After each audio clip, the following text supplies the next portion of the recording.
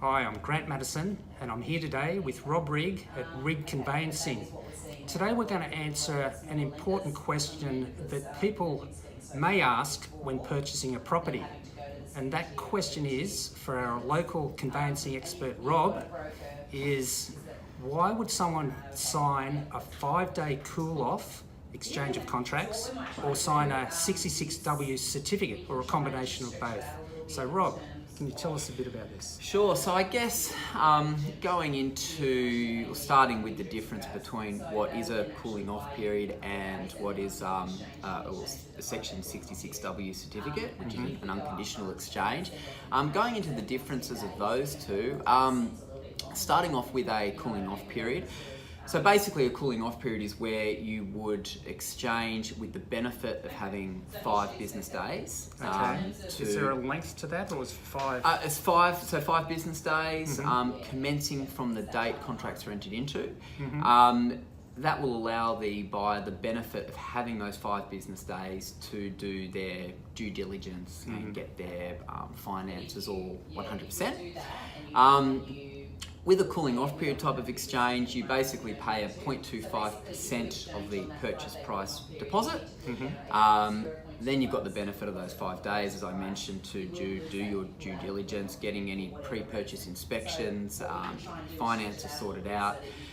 If at the end of that cooling off period you're still comfortable with the property and you want to proceed, you pay the balance of the deposit, which is normally 10%, and then you're locked into the contract.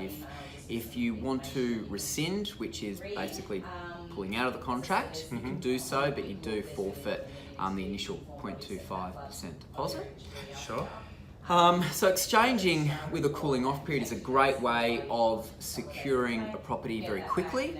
You can lock the vendor in, they can't sell the property to anybody else, but it does come with that risk attached that you really do have to be prepared of forfeiting that 0.25% if something during that cooling off period happens or you just change your mind. Would that 0.25% rescission fee be given to the owner because they've incorporated some costs along the way, conveyancing costs, or? Absolutely. So that 0.25% that you pay, that basically gets paid to the vendor, the owner of the property, and that's there to, I guess, be treated as sort of a compensation for the vendor having to go through their legal expenses of exchanging and the hassle of and the agents having to relist the properties and start showing through buyers and all that stuff again. Because it's been off the market for a period. That's right, it's been off the market. So, so for a vendor, it's a bit of a nervous time because they don't know during that 5 days whether or not the purchaser is going to commit themselves to a transaction. From a buyer's perspective, it's great. They've locked the vendor in, they've locked the property in, and they've got that 5 days to basically do all their bits and pieces and make sure they're still happy with the place. So, good way to purchase for a buyer, but you do have to be prepared to forfeit your 0.25%. Okay, and the 66W certificate? Yes, so the 66W certificate, that's used when contracts are exchanged unconditionally. So basically, with an unconditional exchange, you're locked in from the moment contracts are exchanged. For that to happen, a buyer would sign the contract, they pay the deposit, which is normally 10%, and they also get this certificate called the Section 66W certificate, which is the certificate which waives your cooling off rights. It's a certificate that's signed by a licensed conveyancer or a solicitor, and doing those 3 things will basically lock you and the vendor in. Is that sort of what's going to happen at an auction? If someone wants to buy at auction, it's already got the 66W attached. Is that? So with an auction,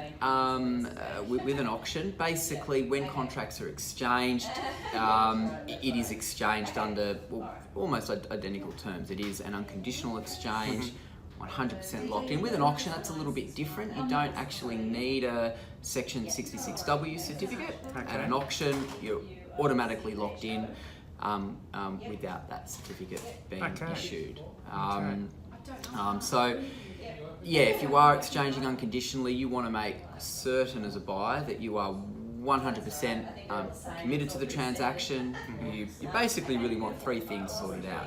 Contract to be looked at and all the terms satisfactory.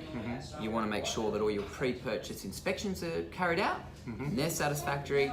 And most importantly, you want to make sure your finances are 100%. Okay, and those inspections could be building and pest or strata reports? That's right.